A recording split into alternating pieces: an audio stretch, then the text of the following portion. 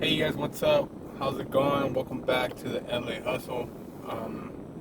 Today, guys, I want to talk to you how I went from 80K a year back to minimum wage. And this is kind of a hard topic to discuss, I would say, because it's been like about, like 9 months to 10 months since I stopped working, like full-time job. And like I ain't gonna lie, it's been pretty tough. So kind of gonna explain how like what I used to do and shit like that. So um, I've been working since like the age, I would say 14, 15 years old. Um, just straight working, straight from high school. Always been grinding, like always either working at fast food places and stuff like that. But as soon as I graduated high school, uh, I went into manufacturing. I got into the manufacturing field, which at that time minimum wage was $6.75 over here in Los Angeles, California, which is around 2006. 2006 around that time. So from that time, like as soon as I graduated or whatever, started working manufacturing. Got a good job like at this company. They're very big and famous. They make a lot of dog food and chocolate product bars and stuff like that. So I don't want to name the company, but yeah. So I got hired there, and there was just that was like absolutely no bias job. They didn't even like kind of interview you. They make you take this exam where you're kind of like placed based upon your score. So that was a really good job, and I just kind of, which was, I really liked manufacturing and kind of knew where the money was at. This was around like 2006, between 2007, and yeah, basically just kind of just grinded and shit, and moved my way up within the ranks of the company, right? And then they were closing down, so I applied somewhere else. Another great company name. They make like shampoos and shit like that. I don't want to name a company, but they make shampoos, and they're very known and famous company, which was cool. I learned a lot of sanitation stuff, and just kind of like learn within the company. You just learn policies and procedures, and you'll do well and just do your job. Whatever they tell you or they train you to do. After that, I kind of got into more of the healthcare and science manufacturing type background. So I really like doing that because I knew that science and manufacturing, biopharmaceuticals, pharmaceutical companies, like chemical techs, chemical manufacturing, those make money, and then those kind of pay their employees more money. Like they tend to properly train people, and big companies like that will properly train you and make you follow SOPs and procedures and stuff like that. So a couple like jobs later, I held the job for around 7 years, where I started at the bottom and became a supervisor, managing chemical manufacturing production, and then from there. Um, I got an opportunity to be something different, but it still like involved like pharmaceuticals, but it was more facilities management instead of more production.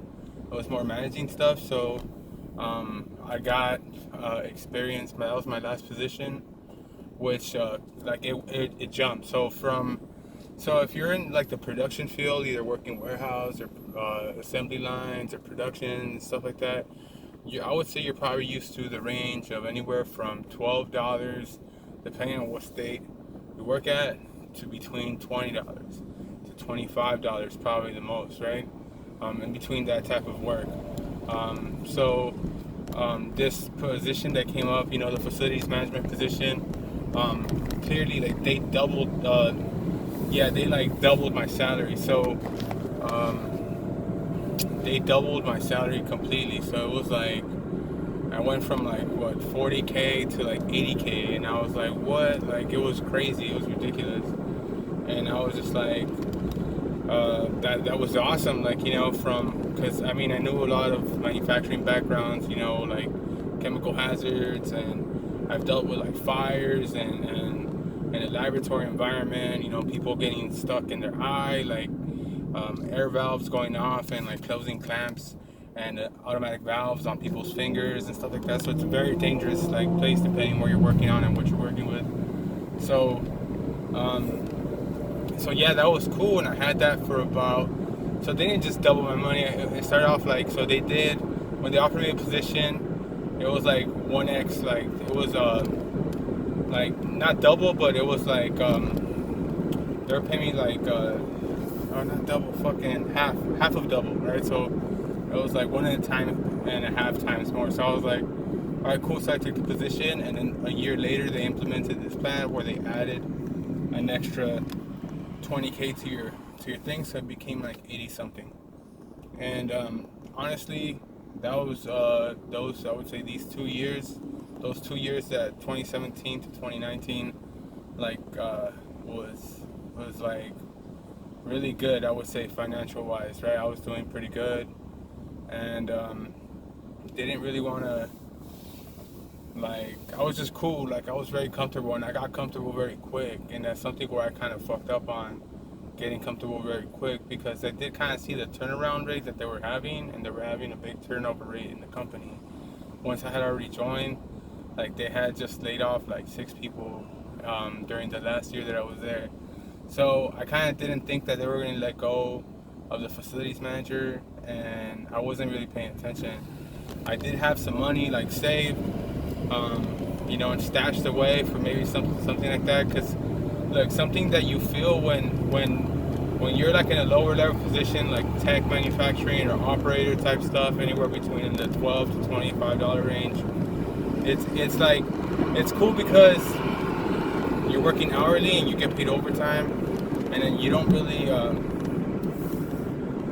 like, you're still ranking in under a certain wage class, right? So, but once you hit a certain threshold, Uncle Sam takes a lot of money, and I'm talking about a lot of money. So if you're smart, you kind of will know how to do, like, you'll probably take a couple grand hit if you kind of rank in a lower wage bracket, because you'll probably get more in tax returns, or some, whatever benefits you salary wise. But so yeah, I was excited, I was like balling and shit like that, and then they like out of nowhere, they're like, okay, we're terminating this position. And I kind of like, I was like, all right, yeah, I should have saw it coming, but I didn't. And I kind of took like some time, because again, I've been working since the age around 14 years old, and I'm 30 now. So I did take like about, I would say, 3 months off, and I didn't do shit for 3 months. Well, I did do shit, but not work-wise, right? Well, somewhat related work-wise. I like learning new skills, so I learned how to do like a little bit of crypto technical analysis, like trading, and also how to build websites via WordPress and Shopify and stuff like that. So I did take a little bit of time off, right, from looking for full-time work or from that type of work. And I don't know if that impacted me or just the market's not really out right now. But so I solidly been looking for work full-time for the past, I would say, 6 months, right? And these 6 months, like, I've had to use up some of my savings, and to the point where I'm down to 0 savings. You know what I mean? Like, right now, I'm back to working a paycheck-to-paycheck job. And honestly, like, that feeling is completely shattering. Like, I really don't know how to, like, maybe this new way of interviewing goes, or writing a resume or something like that. But it's just like, and then I have to kind of think about it. When I started doing all this stuff, I've never been like without a job, right? Like nonstop work. Even in between changes of jobs, either like my last day's at one and I begin the other one that following week, or like within a day or two of me getting a new job. So being it's been like around what, 9 to 10 months without like work, and it's been really, really weird and very frustrating at times. Maybe not when I was not struggling so much, but now, I thought I would have had a job by now, but I don't. I don't know, it's probably, so I use different formats resumes, so sometimes if I'll rewrite the same resume a couple different times, and then just shoot it out to different locations and see what's working, and I'll send out what's working more. But sometimes it's like a trial and error basis, so it might take a month or 2 months to determine whether the resume worked or not. And I'm getting a lot of callbacks and stuff like that, but just the interviewing process alone, like, is a fucking job, and that's what's kind of like pissing me off. Or not really pissing me off, but like really gets me frustrated, because like the interviewing process is so long nowadays, maybe 3 to 4, 5 interviews, and that's like for a management position and stuff like that. So I'm kind of rethinking the way I'm going to be pursuing my next job, and seeing if I even want to go back to manufacturing and chemical manufacturing. Thinking it over, seeing as the wages in California, everybody wants to get more money and stuff like that. But I mean, I used to be in the chemical manufacturing field, bioscience, biopharmaceutical, whatever you want to call it, because of the money, because it was so separate from the normal stuff, right? And used to offer that extra incentive. But I mean, if I could, I'm not gonna, and sometimes you are risking your life with the chemicals that you work with, right? And huge quantities, amounts.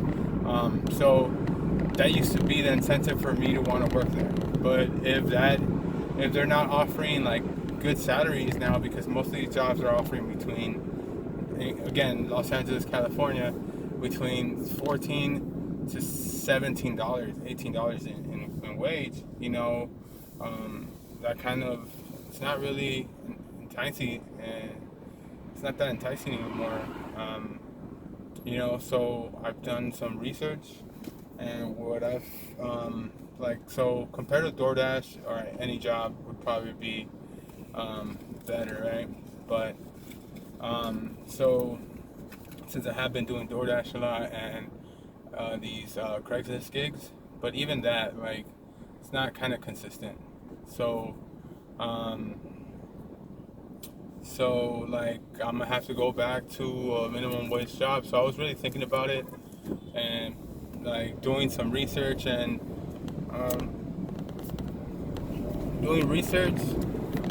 kind of all right, with DoorDash. So I was kind of comparing, all right, manufacturing job, even if I go down a position from manager to a tech or officer or whatever, start off at a new company at $17, $18, right? Thinking about it, doing the calculations in my head. All right, you're gonna go and handle chemical, potential hazards. They're gonna,